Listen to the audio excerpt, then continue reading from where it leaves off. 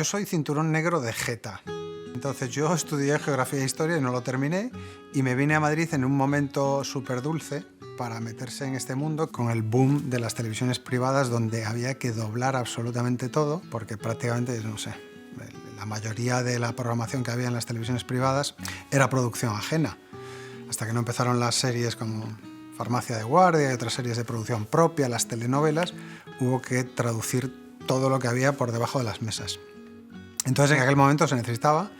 A mí me apasionan los idiomas, siempre me ha gustado, y fue donde metí cabeza, con mucha falta de experiencia, de una manera totalmente autodidacta, pidiendo perdón muchas veces, porque metí la pata en su momento al empezar, y ahí me di cuenta de que me gustaba mucho más de lo que yo pensaba. Creo que la traducción audiovisual, además, es una de las más bonitas que hay, porque nosotros no traducimos palabras, traducimos emociones. Es decir, si el espectador original se ríe a carcajadas en esa escena, da igual lo que diga, tú tienes que producir que el espectador hispanohablante se ría a carcajadas. Cada película, cada serie, cada episodio es un reto constante. Y eso hace que te mantengas muy vivo, que te cuestiones todos tus conocimientos sobre lengua, sobre comunicación. Y luego, a diferencia de otras ramas de la traducción, abarcas tal cantidad de temas. Una semana estás con unos dibujos animados para niños y a la siguiente estás con un documental sobre la reproducción de las cobras. Entonces tienes que ser experto en muchas cosas, o al menos haber introducido o tener ciertos conocimientos básicos de un montón de aspectos de la ciencia, del arte, de la religión, de la cultura. Y yo por eso siempre digo que una de las grandes ventajas de esta profesión es que te haces mejor persona cuanto más trabajas en ello. Mejor en el sentido de que estás obligado a ser más culto.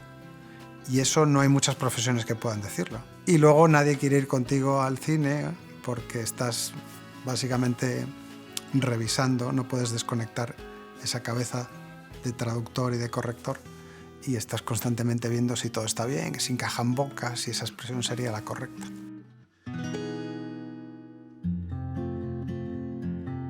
Yo jamás he traducido una broma local de Estados Unidos por una broma local de España, porque sé que eso es totalmente caduco.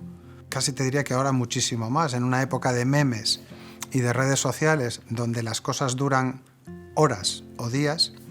Estamos hablando de una época, años atrás, donde a lo mejor duraban semanas o meses.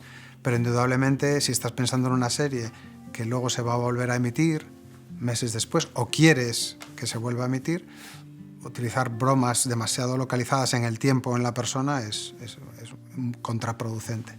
A veces hay que reconocer también, y hay que convivir con el hecho de que hay cosas que son intraducibles, lo cual no significa que no las puedas trasladar a la lengua de destino, en este caso al público español, que quizás no tengan la misma gracia, pero puedes convertirlas en otra cosa. De ahí el famoso adagio de traduttore traditore. A veces hay que traicionar al texto original para poder satisfacer a esa emoción de la que hablaba antes. Es lo que de broma comentábamos que es el efecto Michael Jordan. En su momento, cuando en una película estadounidense, te hablo de hace unos cuantos años, salía un famoso deportista negro de Estados Unidos, debido a que nosotros no conocemos tantos deportistas negros, o no conocíamos, sobre todo en aquella época, básicamente ese deportista se convertía en Michael Jordan. Para que al menos en la broma, en la referencia que se hacía, pues fuese alguien más o menos conocido. Pero a veces es muy difícil hacerlo. Para mí, yo recuerdo como gran reto concretamente la serie The Office, la versión estadounidense, donde cada escena contenía un conjunto de chistes y muchos de ellos iban muy apegados a la realidad estadounidense, a cosas que habían pasado semanas o meses antes, a memes de internet que aquí no habían llegado, y en esos casos tienes que hacer lo mejor que puedas. Pero yo creo que ese reto, que es difícil, es una de las cosas más atractivas.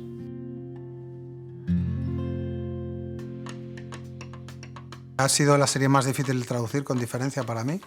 Los plazos eran apremiantes y, como decía, cada escena de esa serie, si uno la destripa y la visualiza como guionista, cada escena tenía como mínimo un chiste.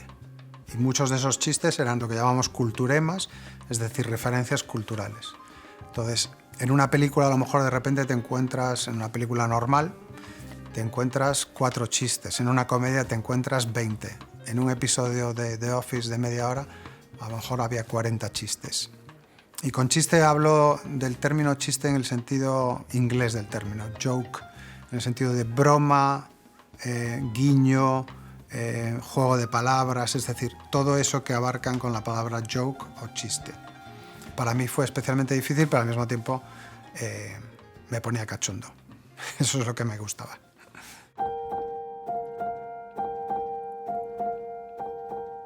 Un traductor se tiene que actualizar, tiene que estar al tanto de lo que está pasando en la calle, independientemente de que lo consideres adecuado o no, o sea algo que tú no uses. Y eso también es quizás el principal reto. Yo recuerdo traducir dibujos animados e irme a las puertas de los colegios a oír cómo hablaban los niños, hasta que me dio un poco de miedo que me considerase un sátiro que se acercaba a la puerta de los colegios. Pero tienes que estar atento a cómo habla la gente joven. Luego me di cuenta del efecto boomerang, y es que muchos niños decían expresiones que yo había puesto en traducciones de dibujos animados. Me pasó con una serie que se llamaba Chicho Terremoto, que yo traduje, y de repente veía a los niños en los colegios decir lo que yo había puesto. Y también está el otro lado, y es gente muy joven que carece a lo mejor de experiencia o vida para saber qué vocabulario debe utilizar en cierto momento cuando está traduciendo, por ejemplo, imagínate, alguien de 22 años que está traduciendo una serie inventada en el siglo XVII, desde los tratamientos de cortesía, desde las palabras que tiene que utilizar. Es decir, a veces encontramos errores en ambos lados, gente que no ha actualizado su jerga, el argot juvenil, y gente generalmente más joven, pero también de eso puede pecar gente mayor, que no ubica bien ciertos términos o cierto lenguaje en cierta época pasada. Yo solo conozco 2 maneras de incrementar tu vocabulario. No sé si alguien conoce alguna más. Una es leyendo, y leyendo clásicos, y leyendo cosas que están pasando ahora, leyendo redes sociales, si te quieres actualizar en jerga juvenil, y la otra es hablando con gente con un nivel intelectual alto, o con gente joven, en el caso de que quieras estar al tanto de lo que está diciendo la gente joven. Entonces, si no practicas esas 2 cosas, la lectura y las conversaciones, te vas a quedar un poco en medio de la nada.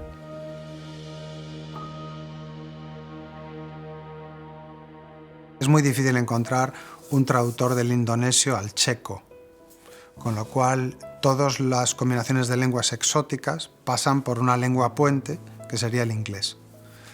Aunque también hay cada vez una mayor tendencia a intentar que los idiomas que regionalmente están más cercanos o que tienen una raíz común, por ejemplo los idiomas europeos, sí que es más fácil encontrar un traductor de francés-español, por ejemplo, italiano-francés, que no tengan que pasar necesariamente por una lengua puente, que sería el inglés. Lo importante, obviamente hay un riesgo de pérdida, pero lo más importante es que la persona que traduzca, pongamos, del indonesio al inglés, anote convenientemente cada una de las bromas, las referencias culturales, todas las cosas que no va a entender alguien que no conozca la cultura indonesia o la lengua indonesia. Y en ese caso sí que se puede hacer una adaptación bastante buena, incluso perfecta, diría.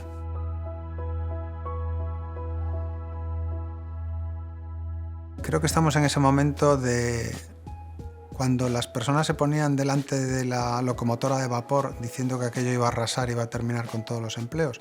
Creo que estamos en una época de muchos titulares. Hablando con gente que son científicos de datos, que es lingüistas computacionales, que están en inteligencia artificial, todo el mundo parece estar de acuerdo en que ahora lo que mola en este momento, en el 2023, son los titulares llamativos de la inteligencia artificial arrasará con todo, porque es más vendible que otra cosa. Creo que la traducción audiovisual y la traducción literaria es un reducto en el que es prácticamente imposible que la traducción con inteligencia artificial, tal y como la conocemos, sustituya a los seres humanos. Hay tal cantidad de matices que es imposible que una inteligencia artificial, y de hecho yo las pruebo a diario, pueda sustituir a un traductor. Desde cosas como un yes, que alguien dice yes en inglés, pues puede ser en una traducción al español, puede ser toma, bien, zasca, hostia, un hey, puede ser hola, puede ser puede ser dónde vas, puede ser qué dices, puede ser... Entonces eso todavía no tiene un criterio lo suficientemente compacto la inteligencia artificial para hacerlo. Sí que es cierto que hoy en día no hay ningún traductor, ninguno, que no traduzca con algún tipo de sistema de inteligencia artificial como complemento. Lo que se llaman los traductores neuronales, traductores, lo que antes se bromeaba con Google Translate, ahora ya no bromeamos tanto con Google Translate porque Google Translate ya aplica inteligencia artificial, entonces puedes meterle un texto y lo que hace es, con aprendizaje profundo y con redes neuronales, hacer mejores traducciones que las que hacía hace años. Pero hay que tener mucho cuidado porque elocuencia no significa exactitud. Te va a dar textos elocuentes, pero que pueden ser incorrectos. Entonces yo creo que es un buen complemento por ahora. ¿Que terminará sustituyendo? Yo creo que no. Hasta ahora ya tenemos experiencia. Además, los traductores, concretamente, tenemos mucha experiencia ya con inteligencia artificial. Todo esto de ChatGPT no nos coge de nuevas, porque los programas con los que trabajamos los traductores hace tiempo que la incorporan. Me gustaría hablar de un lado positivo y está abriendo una serie de campos que antes no conocíamos. Por ejemplo, AliExpress o Amazon Marketplace, que venden un montón de productos, no tienen ni dinero ni recursos suficientes para traducir todas las descripciones de los productos. Entonces lo que hacen es lo meten por una máquina y salen esas barbaridades. Cuando un producto se empieza a vender y la gente demanda calidad, entonces ahí se va a un traductor humano. Se empiezan a traducir cosas que antes no se traducían y de hecho el volumen de traducción está creciendo, o bien se hace lo que se llama posedición, que es que un humano coja la traducción hecha por una máquina y la corrija.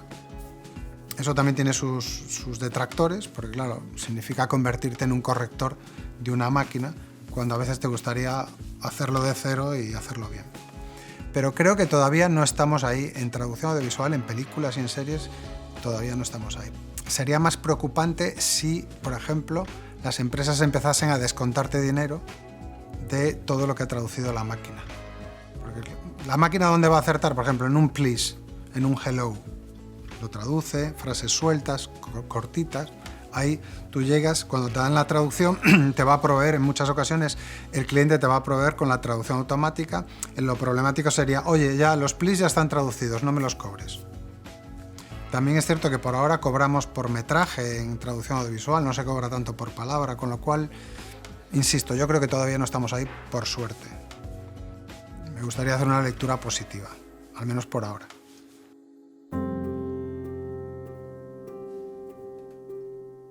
Bueno, la subtitulación y el doblaje son lo mismo y no son lo mismo. Es decir, el lenguaje escrito, cuando alguien está leyendo, interpreta el mensaje de una manera ligeramente distinta.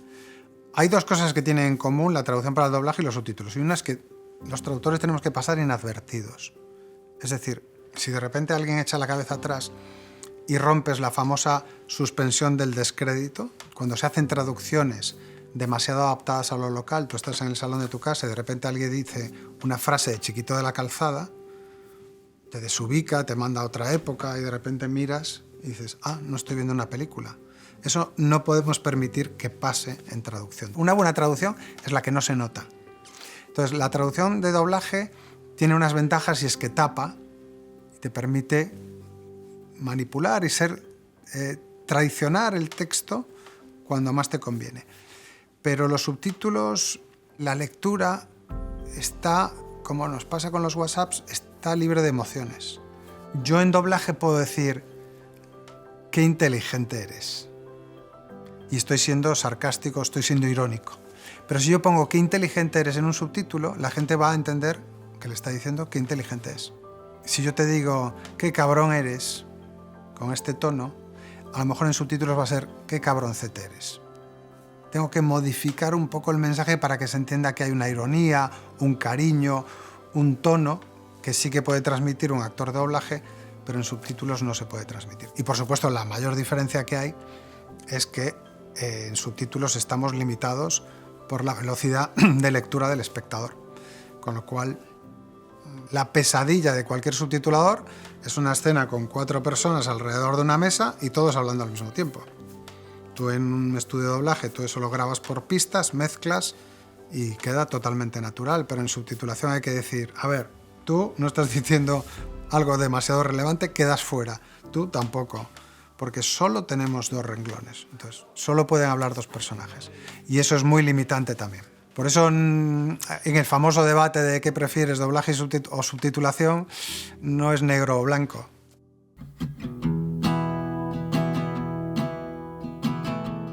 Hay que tener muy en cuenta que en inglés tienen menor riqueza de tacos en muchos aspectos que nosotros.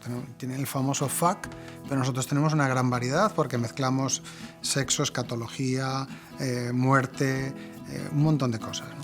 Entonces tenemos que traducir bien los tacos e incluso no sobretraducirlos, que también es una cosa que puede ocurrir.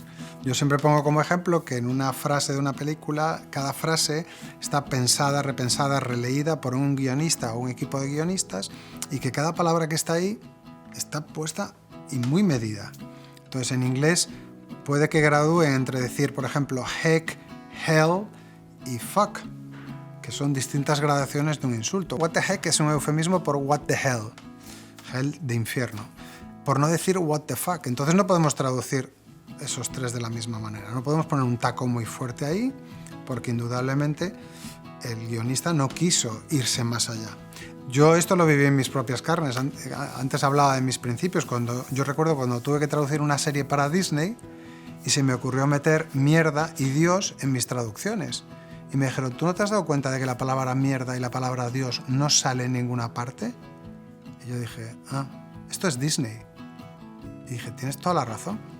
Porque para muchos estadounidenses, para nosotros no, y esto es una diferencia cultural, mencionar a Dios en vano es un pecado, es uno de los mandamientos. Entonces dicen gosh en vez de God. Entonces, incluso decir God damn o damn, que sería como maldita sea, ese maldita sea, pero con Dios, mucha gente que es religiosa evita decirlo. Entonces, tú también tienes que tener cuidado a la hora de adaptarlo para no decir las mismas cosas. Alguien dice shoot en vez de shit, igual que nosotros decíamos caramba para no decir carajo, o dices me cachis por no decir me cago en, según a quién le estés hablando, ¿no? Me cago en 10 es un eufemismo de me cago en Dios. Fíjate la diferencia de fuerza que tiene. Por lo tanto, nadie debería traducirlo a otro idioma como me cago en Dios.